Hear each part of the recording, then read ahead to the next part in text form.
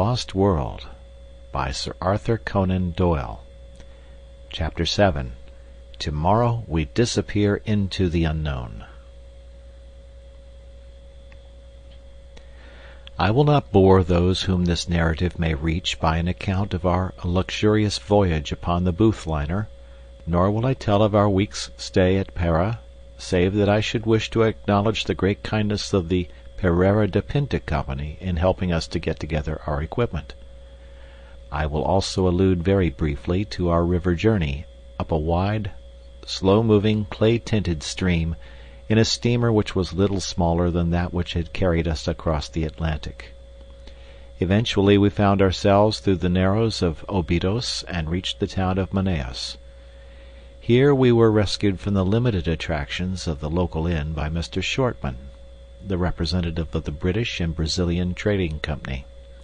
In his hospital fazenda we spent our time until the day when we were empowered to open the letter of instructions given to us by Professor Challenger. Before I reach the surprising events of that date, I would desire to give a clearer sketch of my comrades in this enterprise, and of the associates whom we had already gathered together in South America.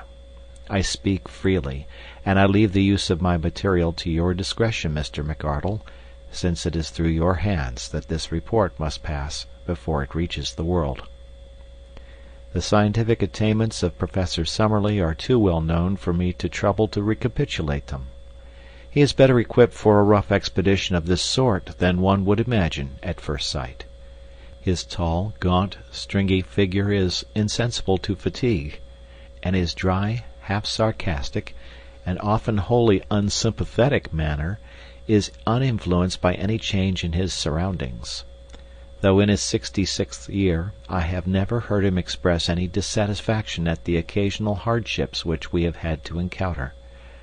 I had regarded his presence as an encumbrance to the expedition, but as a matter of fact, I am now well convinced that his power of endurance is as great as my own. In temper he is naturally acid and skeptical. From the beginning he has never concealed his belief that Professor Challenger is an absolute fraud, that we are all embarked upon an absurd wild-goose chase, and that we are likely to reap nothing but disappointment and danger in South America, and corresponding ridicule in England. Such are the views which, with much passionate distortion of his thin features and wagging of his thin, goat-like beard, he poured into our ears all the way from Southampton to Manaus. Since landing from the boat he has obtained some consolation from the beauty and variety of the insect and bird life around him, for he is absolutely wholehearted in his devotion to science. He spends his days flitting through the woods with his shotgun and his butterfly net, and his evenings in mounting the many specimens he has acquired. Among his minor peculiarities are that he is careless as to his attire, unclean in his person, exceedingly absent-minded in his habits, and addicted to smoking a short briar pipe, which is seldom out of his mouth. He has been upon several scientific expeditions in his youth. He was with Robertson in Papua, and the life of the camp and the canoe is nothing fresh to him. Lord John Roxton has some points in common with Professor Summerlee, and others in which they are the very antithesis to each other. He is 20 years younger, but has something of the same spare, scraggy physique. As to his appearance, I have, as I recollect, described it in that portion of my narrative which I have left behind me in London.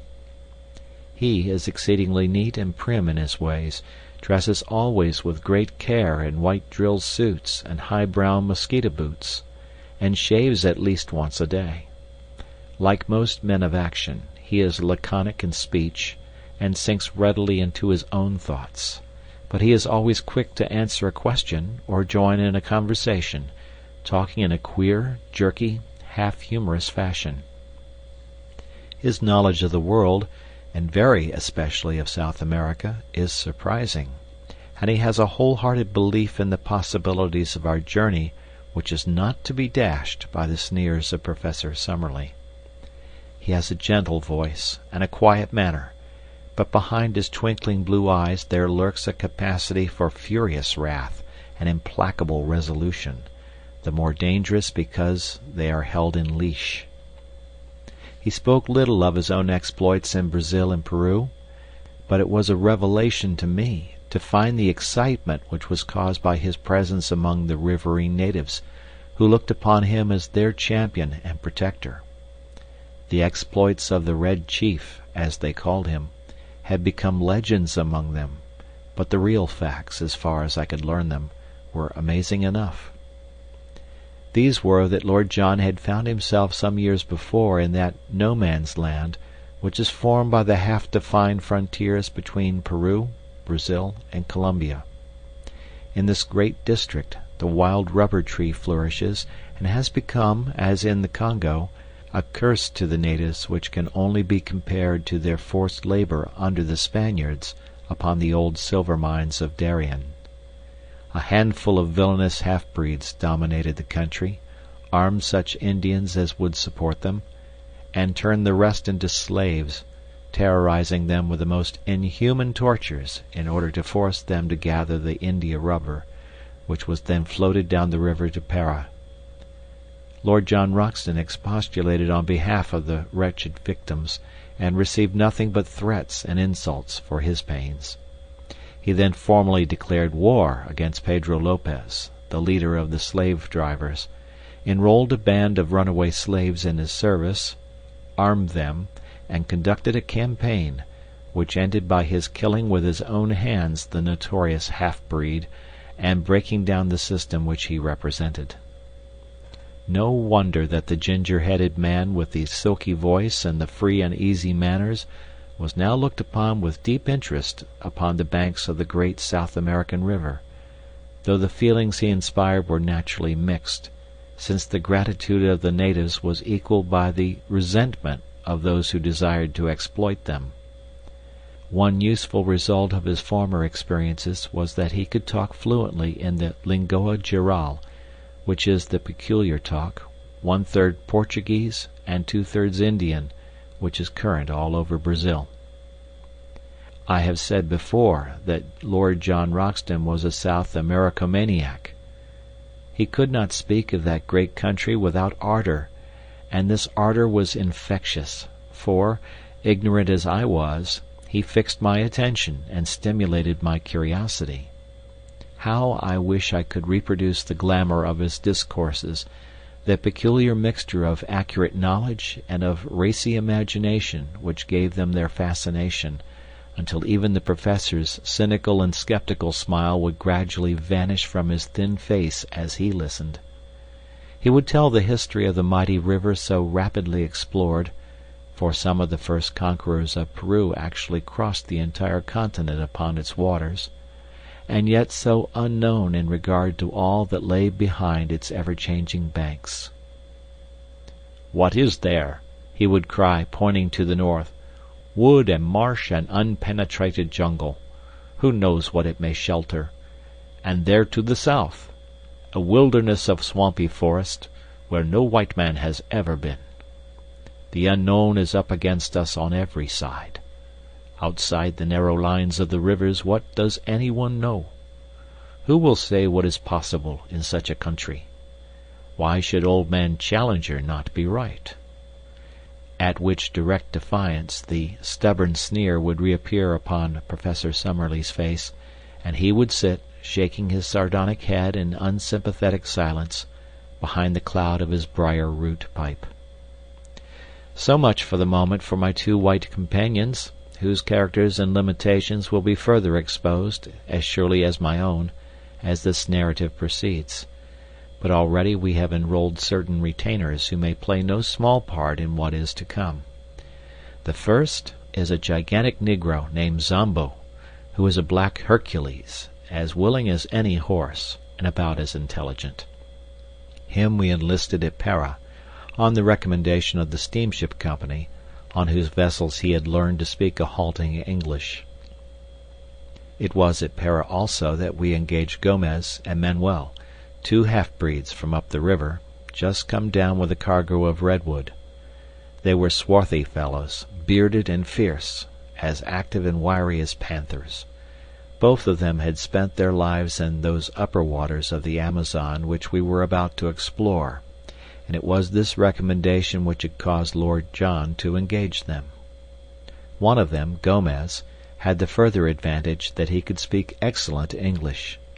These men were willing to act as our personal servants, to cook, to row, or to make themselves useful in any way at a payment of $15 a month. Besides these, we had engaged 3 Mojo Indians from Bolivia, who are the most skillful at fishing and boat work of all the river tribes. The chief of these we called Mojo, after his tribe, and the others are known as Jose and Fernando. 3 white men, then, 2 half-breeds, 1 Negro, and 3 Indians made up the personnel of the little expedition which lay waiting for its instructions at Manaus before starting upon its singular quest. At last, after a weary week, the day had come, and the hour. I ask you to picture the shaded sitting-room on the Fazenda St. Ignacio, 2 miles inland from the town of Manaus. Outside lay the yellow, brassy glare of the sunshine, with the shadows of the palm trees as black and definite as the trees themselves. The air was calm, full of the eternal hum of insects, a tropical chorus of many octaves, from the deep drone of the bee to the high, keen pipe of the mosquito. Beyond the veranda was a small cleared garden, bounded with cactus hedges and adorned with clumps of flowering shrubs, round which the great blue butterflies and the tiny humming-birds fluttered and darted in crescents of sparkling light. Within, we were seated round the cane table, on which lay a sealed envelope. Inscribed upon it, in the jagged handwriting of Professor Challenger, were the words, "Instructions to Lord John Roxton and party, to be opened at Manaus upon July 15th at 12 o'clock precisely." Lord John had placed his watch upon the table beside him. "We have 7 more minutes," said he. "The old dear is very precise." Professor Summerlee gave an acid smile as he picked up the envelope in his gaunt hand. "What can it possibly matter whether we open it now or in 7 minutes?" said he. "It is all part and parcel of the same system of quackery and nonsense, for which I regret to say that the writer is notorious." "Oh, come, we must play the game according to rules," said Lord John. "It's old man Challenger's show, and we are here by his good will, so it would be rotten bad form if we didn't follow his instructions to the letter." "A pretty business it is," cried the Professor bitterly. "It struck me as preposterous in London, but I'm bound to say that it seems even more so upon closer acquaintance. I don't know what is inside this envelope, but, unless it is something pretty definite, I shall be much tempted to take the next down-river boat and catch the Bolivia at Para. After all, I have some more responsible work in the world than to run about disproving the assertions of a lunatic. Now, Roxton, surely it is time." "Time it is," said Lord John. "You can blow the whistle." He took up the envelope and cut it with his penknife. From it he drew a folded sheet of paper. This he carefully opened out and flattened on the table. It was a blank sheet. He turned it over. Again it was blank. We looked at each other in a bewildered silence, which was broken by a discordant burst of derisive laughter from Professor Summerlee. "It is an open admission," he cried. "What more do you want? The fellow is a self-confessed humbug. We have only to return home and report him as the brazen impostor that he is." "Invisible ink," I suggested. "I don't think," said Lord Roxton, holding the paper to the light. "No, young fellow, my lad, there is no use deceiving yourself. I'll go bail for it that nothing has ever been written upon this paper." "May I come in?" boomed a voice from the veranda. The shadow of a squat figure had stolen across the patch of sunlight. That voice, that monstrous breadth of shoulder, We sprang to our feet with a gasp of astonishment as Challenger, in a round, boyish straw hat with a colored ribbon, Challenger, with his hands in his jacket pockets and his canvas shoes daintily pointing as he walked, appeared in the open space before us. He threw back his head, and there he stood in the golden glow with all his old Assyrian luxuriance of beard, all his native insolence of drooping eyelids and intolerant eyes. "I fear," said he, taking out his watch, "that I am a few minutes too late. When I gave you this envelope I must confess that I had never intended that you should open it, for it had been my fixed intention to be with you before the hour. The unfortunate delay can be apportioned between a blundering pilot and an intrusive sandbank. I fear that it has given my colleague, Professor Summerlee, occasion to blaspheme." "I am bound to say, sir," said Lord John, with some sternness of voice, "that your turning up is a considerable relief to us, for our mission seemed to have come to a premature end. Even now I can't for the life of me understand why you should have worked it in so extraordinary a manner."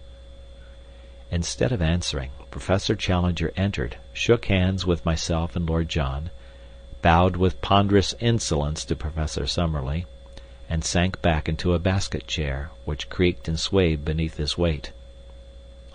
"Is all ready for your journey?" he asked. "We can start tomorrow." "Then so you shall. You need no chart of directions now, since you will have the inestimable advantage of my own guidance. From the first I had determined that I would myself preside over your investigation. The most elaborate charts would, as you will readily admit, be a poor substitute for my own intelligence and advice. As to the small ruse which I played upon you in the matter of the envelope, it is clear that, had I told you all my intentions, I should have been forced to resist unwelcome pressure to travel out with you." "Not from me, sir," exclaimed Professor Summerlee heartily, "so long as there was another ship upon the Atlantic." Challenger waved him away with his great hairy hand. "Your common sense will, I am sure, sustain my objection and realize that it was better that I should direct my own movements, and appear only at the exact moment when my presence was needed. That moment has now arrived. You are in safe hands. You will not now fail to reach your destination. From henceforth I take command of this expedition, and I must ask you to complete your preparations tonight, so that we may be able to make an early start in the morning. My time is of value, and the same thing may be said, no doubt, in a lesser degree of your own. I propose, therefore, that we push on as rapidly as possible until I have demonstrated what you have come to see." Lord John Roxton had chartered a large steam launch, the Esmeralda, which was to carry us up the river. So far as climate goes, it was immaterial what time we chose for our expedition, as the temperature ranges from 75 to 90 degrees both summer and winter, with no appreciable difference in heat. In moisture, however, it is otherwise. From December to May is the period of the rains, and during this time the river slowly rises until it attains a height of nearly 40 feet above its low water mark. It floods the banks, extends in great lagoons over a monstrous waste of country, and forms a huge district, called locally the Gapo, which is for the most part too marshy for foot travel and too shallow for boating. About June the waters begin to fall, and are at their lowest in October or November. Thus our expedition was at the time of the dry season, when the great river and its tributaries were more or less in a normal condition. The current of the river is a slight one, the drop being not greater than 8 inches in a mile. No stream could be more convenient for navigation, since the prevailing wind is southeast, and sailing boats may make a continuous progress to the Peruvian frontier, dropping down again with the current. In our own case, the excellent engines of the Esmeralda could disregard the sluggish flow of the stream, and we made as rapid progress as if we were navigating a stagnant lake. For 3 days we steamed northwestwards up a stream which even here, 1,000 miles from its mouth, was still so enormous that from its center the two banks were mere shadows upon the distant skyline. On the fourth day after leaving Manaus we turned into a tributary which at its mouth was little smaller than the main stream. It narrowed rapidly, however, and after 2 more days' steaming we reached an Indian village, where the professor insisted that we should land, and that the Esmeralda should be sent back to Manaus. We should soon come upon rapids, he explained, which would make its further use impossible. He added privately that we were now approaching the door of the unknown country, and that the fewer whom we took into our confidence, the better it would be. To this end, also, he made each of us give our word of honor that we would publish or say nothing which would give any exact clue as to the whereabouts of our travels, while the servants were all solemnly sworn to the same effect. It is for this reason that I am compelled to be vague in my narrative, and I would warn my readers that in any map or diagram which I may give, the relation of places to each other may be correct, but the points of the compass are carefully confused, so that in no way can it be taken as an actual guide to the country.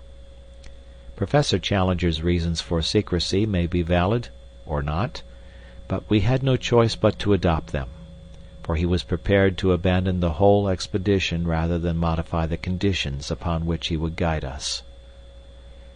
It was August 2nd when we snapped our last link with the outer world by bidding farewell to the Esmeralda.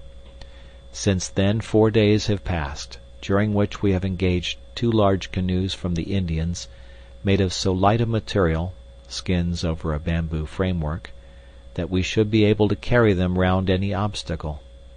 These we have loaded with all our effects, and have engaged 2 additional Indians to help us in the navigation. I understand that they are the very 2, Ataka and Ipatu by name, who accompanied Professor Challenger upon his previous journey. They appeared to be terrified at the prospect of repeating it, but the chief has patriarchal powers in these countries, and if the bargain is good in his eyes, the clansman has little choice in the matter. So tomorrow we disappear into the unknown. This account I am transmitting down the river by canoe, and it may be our last word to those who are interested in our fate. I have, according to our arrangement, addressed it to you, my dear Mr. McArdle, and I leave it to your discretion to delete, alter, or do what you like with it. From the assurance of Professor Challenger's manner, and in spite of the continued skepticism of Professor Summerlee, I have no doubt that our leader will make good his statement, and that we are really on the eve of some most remarkable experiences. End of chapter.